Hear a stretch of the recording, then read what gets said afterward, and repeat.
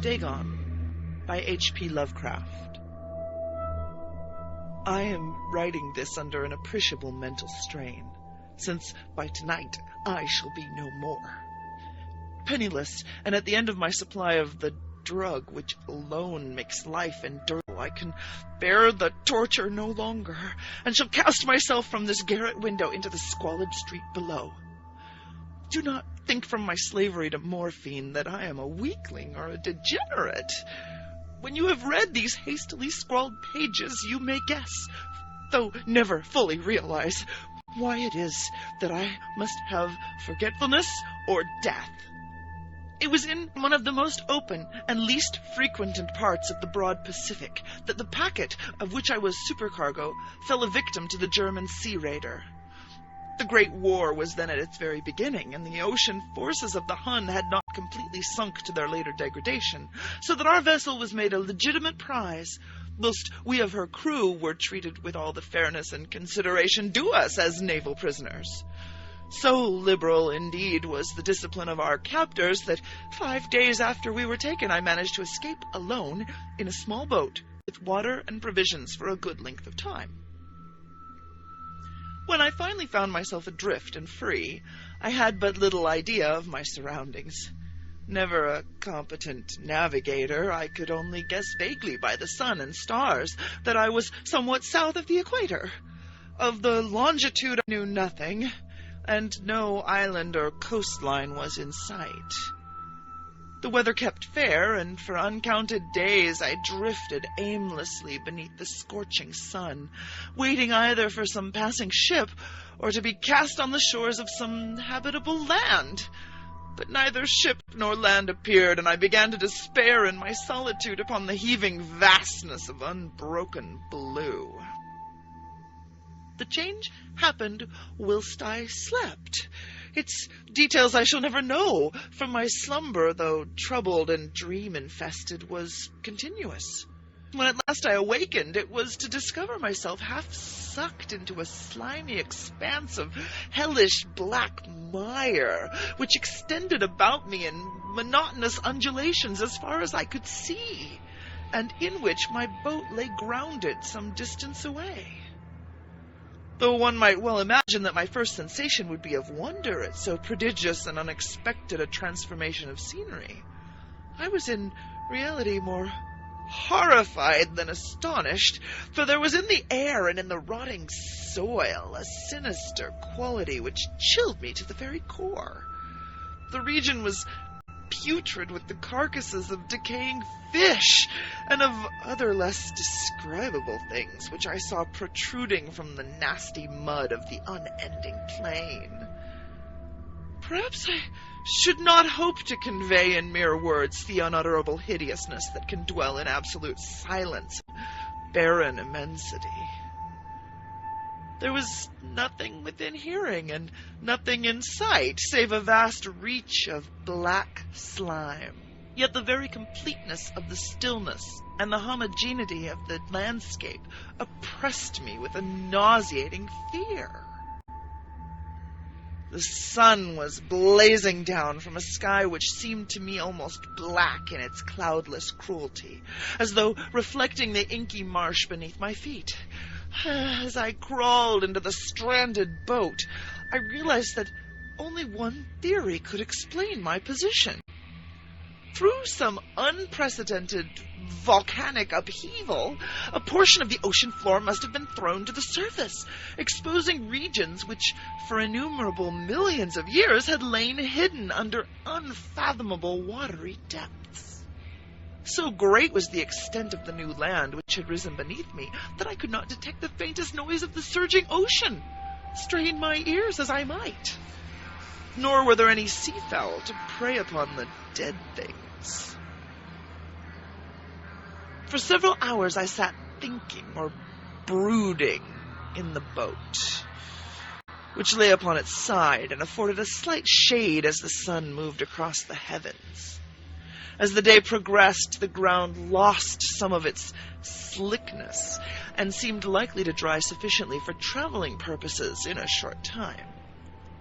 That night I slept but little, and the next day I made for myself a pack containing food and water, preparatory to an overland journey in search of the vanished sea and possible rescue. On the third morning, I found the soil dry enough to walk upon with ease. The odor of the fish was maddening, but I was too much concerned with graver things to mind so slight an evil, and set out boldly for an unknown goal. All day I forged steadily westward, guided by a faraway hummock which rose higher than any other elevation on the rolling desert. That night I encamped, and on the following day still traveled toward the hummock, though that object seemed scarcely nearer than when I had first espied it. By the fourth evening I attained the base of the mound, which turned out to be much higher than it had appeared from a distance, an intervening valley setting it out in sharper relief from the general surface. Too weary to ascend, I slept in the shadow of the hill. I know not why my dreams were so wild that night, but ere the waning and fantastically gibbous moon had risen far above the eastern plain, I was awake in a cold perspiration, determined to sleep no more. Such visions as I had experienced were too much for me to endure again, and in the glow of the moon I saw how unwise I had been to travel by day. Without the glare of the parching sun, my journey would have cost me less energy. Indeed, I now felt quite able to perform the ascent which had deterred me at sunset. Picking up my pack, I started for the crest of the eminence. I have said that the unbroken monotony of the rolling plain was a source of vague horror to me. But I think my horror was greater when I gained the summit of the mound and looked down the other side into an immeasurable pit or canyon, whose black recesses the moon had not yet soared high enough to illumine.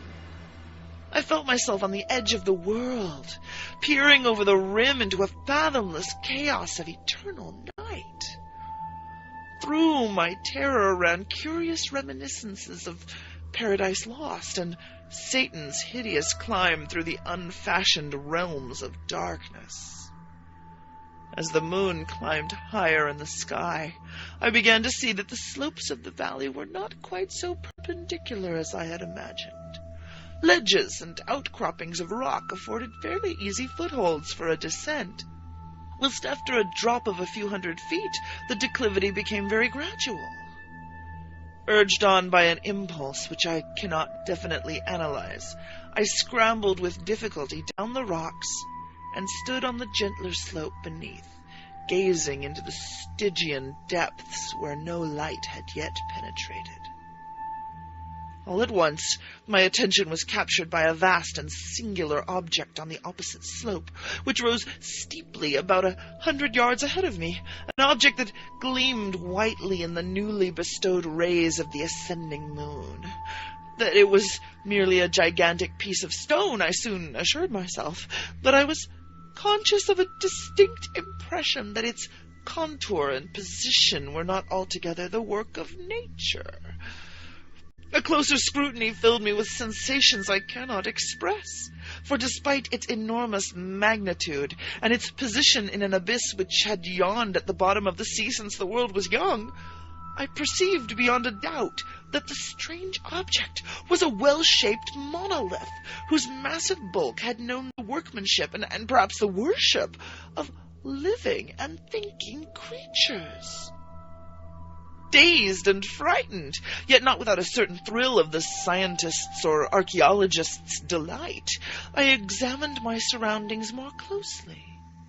The moon, now near the zenith, shone weirdly and vividly above the towering steeps that hemmed in the chasm, and revealed the fact that a far-flung body of water flowed at the bottom, winding out of sight in both directions, and almost lapping my feet as I stood on the slope. Across the chasm, the wavelets washed the base of the Cyclopean monolith, on whose surface I could now trace both inscriptions and crude sculptures. The writing was in a system of hieroglyphics unknown to me, and unlike anything I had ever seen in books. consisting for the most part of conventionalized aquatic symbols, such as fishes, eels, octopi, crustaceans, mollusks, whales, and the like. Several characters obviously represented marine things which are unknown to the modern world, but whose decomposing forms I had observed on the ocean-risen plain.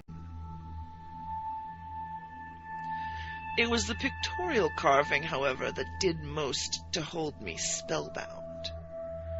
Plainly visible across the intervening water, on account of their enormous size, was an array of bas-reliefs whose subjects would have excited the envy of a Dore. I think that these things were supposed to depict men, at least a certain sort of men, though the creatures were shown disporting like fishes in the waters of some marine grotto, or paying homage at some monolithic shrine which appeared to be under the waves as well. Of their faces and forms I dare not speak in detail, for the mere remembrance makes me grow faint.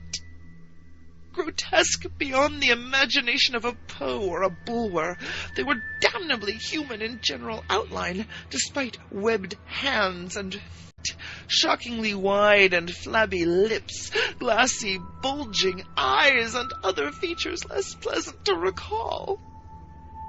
Curiously enough, they seem to have been chiseled badly out of proportion with their scenic background, for one of the creatures was shown in the act of killing a whale, represented as but little larger than himself.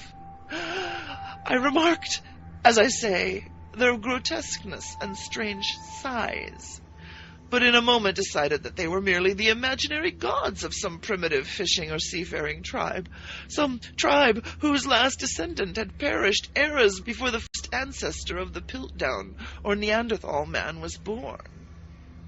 Awestruck at this unexpected glimpse into a past beyond the conception of the most daring anthropologist, I stood musing whilst the moon cast queer reflections on the silent channel before me. Then, suddenly, I saw it. With only a slight churning to mark its rise to the surface, the thing slid into view above the dark waters. Vast, Polyphemus-like, and loathsome, it darted like a stupendous monster of nightmares to the monolith, about which it flung its gigantic scaly arms, the while it bowed its hideous head and gave vent to certain measured sounds. I think I went mad then. Of my frantic ascent of the slope and cliff, and of my delirious journey back to the stranded boat, I remember little. I believe I sang a great deal, and laughed oddly when I was unable to sing. I have indistinct recollections of a great storm some time after I reached the boat. At any rate, I know that I heard peals of thunder and other tones which nature utters only in her wildest moods. When I came out of the shadows, I was in a San Francisco hospital, brought thither by the captain of the American ship which had picked up my boat in mid-ocean. In my delirium I had said much, but found that my words had been given scant attention. Of any land upheaval in the Pacific my rescuers knew nothing, nor did I deem it necessary to insist upon a thing which I knew they could not believe. Once I sought out a celebrated ethnologist, and amused him with peculiar questions regarding the ancient Philistine legend of Dagon, the fish god. But soon perceiving that he was hopelessly conventional, I did not press my inquiries. It is at night, especially when the moon is gibbous and waning, that I see the thing. I tried morphine, but the drug has given only transient surcease, and has drawn me into its clutches as a hopeless slave. So now I am to end it all, having written a full account for the information or the contemptuous amusement of my fellow men. Often I ask myself if it could not all have been a pure phantasm, a mere freak of fever as I lay sun-stricken and raving in the open boat after my escape from the German man-of-war. This I ask myself, But ever does there come before me a hideously vivid vision in reply. I cannot think of the deep sea without shuddering at the nameless things that may at this very moment be crawling and floundering on its slimy bed, worshipping their ancient stone idols and carving their own detestable likenesses on submarine obelisks of water-soaked granite. I dream of a day when they may rise above the billows to drag down in their reeking talons the remnants of puny war-exhausted mankind. Of a day when the land shall sink and the dark ocean floor shall ascend amidst universal pandemonium. The end is near. I hear a noise at the door, as of some immense, slippery body lumbering against it. It shall not find me. God, that hand! The window! The window!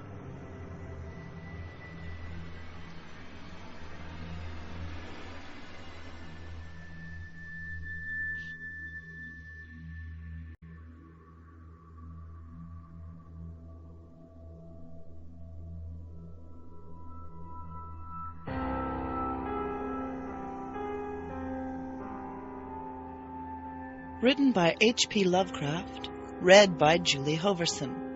Music by Kevin MacLeod of Incompetech.com. While Lovecraft's works have passed into the public domain for the purpose of copyright, this recording is copyright 2008 to Julie Hoverson and Reality Productions. For information on other stories available, read by Julie Hoverson, please email 19nocturne@live.com. That's 19nocturne@live.com.